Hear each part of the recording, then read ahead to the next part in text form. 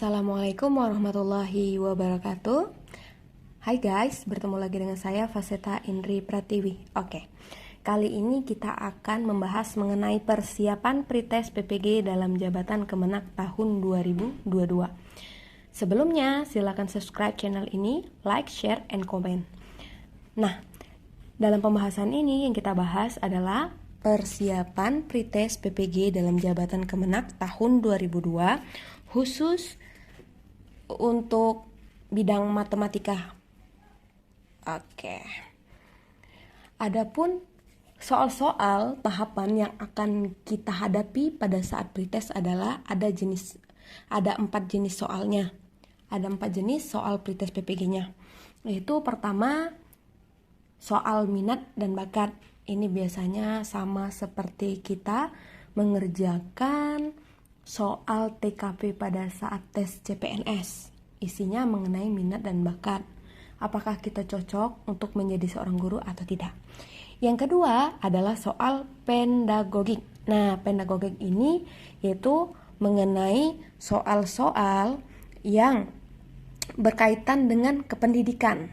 Contohnya misalkan asesmen, cara menentukan tujuan pembelajaran, indikator, dan lain sebagainya. Yang ketiga yaitu soal mengenai profesional. Mengenai profesional ini tergantung bidang.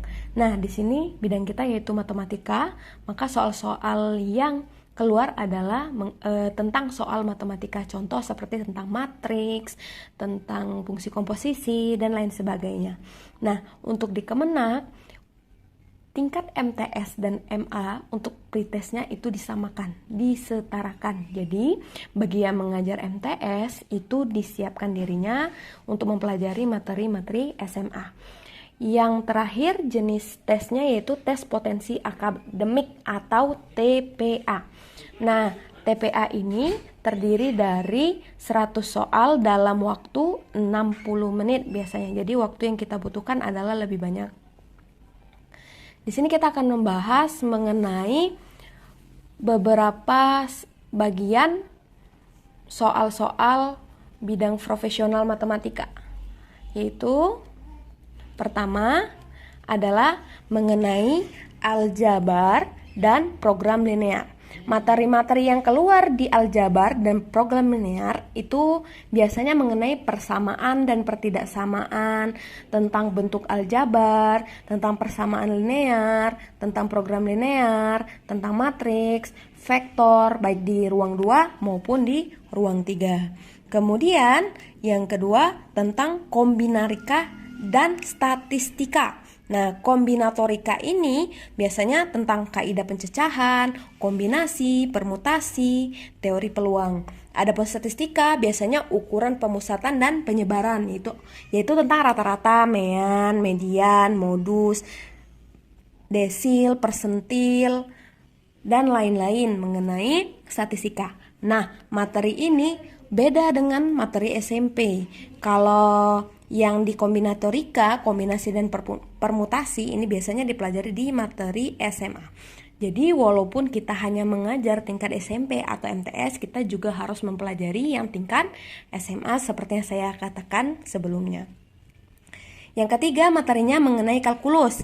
Kalkulus itu materi pengantarnya tentang fungsi, kemudian komposisi fungsi, fungsi inverse, limit fungsi, turunan fungsi, integral, aplikasi, turunan, dan integral. Kemudian yang keempat, geometri.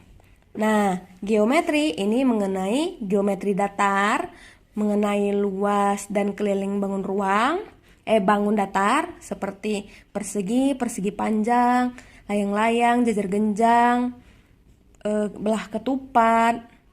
Kemudian geometri ruang seperti kubus, balok, kerucut, prisma, dan lain sebagainya. Adapun yang terakhir, geometri ini berkaitan dengan geometri transformasi. Geometri transformasi ini ada 4, yang translasi, dilatasi, refleksi, dan lain sebagainya. Ada 3 materinya ya, geometri datar, geometri ruang, dan geometri transformasi. Kemudian Ada lagi, trigonometri. Ya, trigonometri. Trigonometri ini hanya dipelajari di SMA, tapi masuk ke dalam kisi-kisi juga. Trigonometri ini biasanya masuk itu adalah fungsi trigonometri, inverse fungsi, identitas trigonometri, dan implementasi trigonometri dalam pemecahan masalah. Kemudian yang selanjutnya, yang kelima adalah materinya mengenai teori bilangan.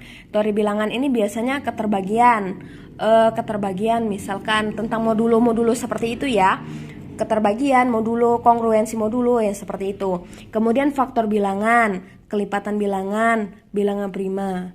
Materi teori bilangan ini biasanya di SMA dipelajari, ada juga beberapa di SMP, tapi lebih dominan di SMA.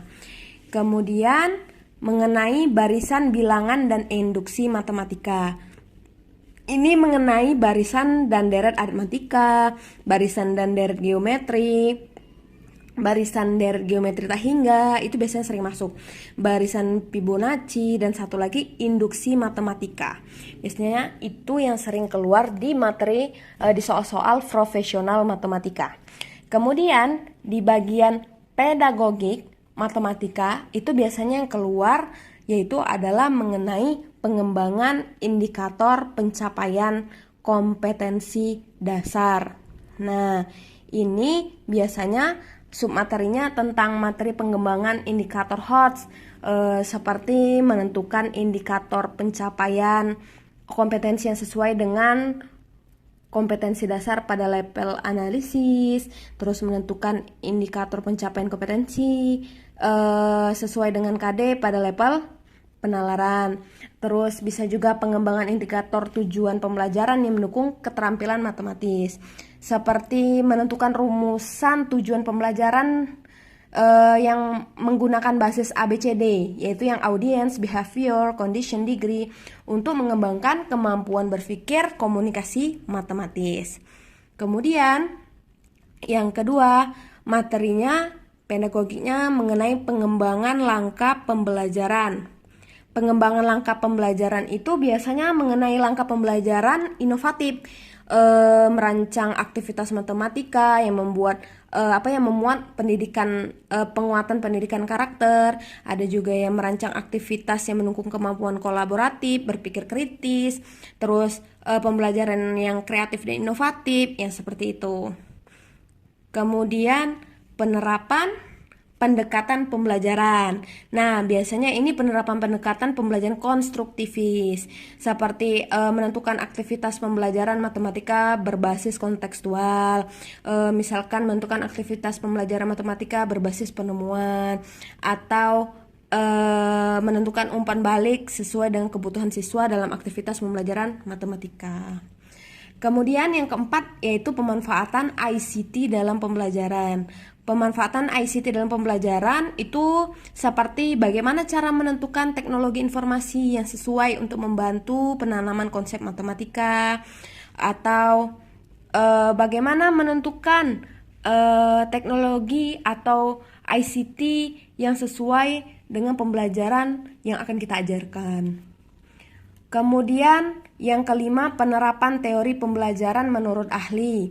Teori pembelajaran menurut ahli ini biasanya keluar tentang teori-teori dalam pembelajaran matematika, seperti teori belajar Ausubel, Brunner, Dianes, teori perkembangan kognitif Piaget,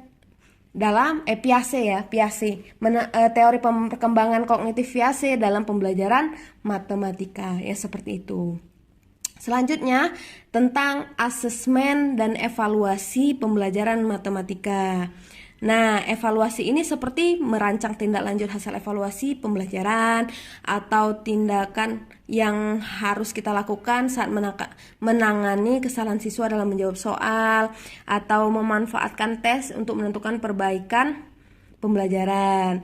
Nah, asesmen di sini bisa kita buat asesmen hasil pembelajaran. Mengenai asesmen otentik, yaitu menentukan jenis penilaian otentik yang seperti apa. Seperti itu. Asesmen pembelajaran matematika ini yang seperti apa? Misalkan tentang distraktor yang berfungsi dalam soal pilihan ganda, atau menentukan teknik pembelajaran yang sesuai dengan aktivitas pembelajaran, atau mengembangkan soal yang sesuai dengan indikator itu bagaimana, ya seperti itu. Nah, yang terakhir mengenai penelitian tindakan kelas, penelitian pendidikan matematika dan pengembangan kompetensi berkelanjutan. Ini biasanya kalau penelitian pendidikan matematika ini mengenai hasil penelitian pembelajaran matematika, itu yang biasanya ditanya. Kemudian bagaimana cara mengenai PTK, bagaimana menentukan PTK dan bukan PTK, bagaimana merumuskan judul PTK yang ada di dalam soal tersebut gitu, dengan analisis situasi pembelajaran matematika.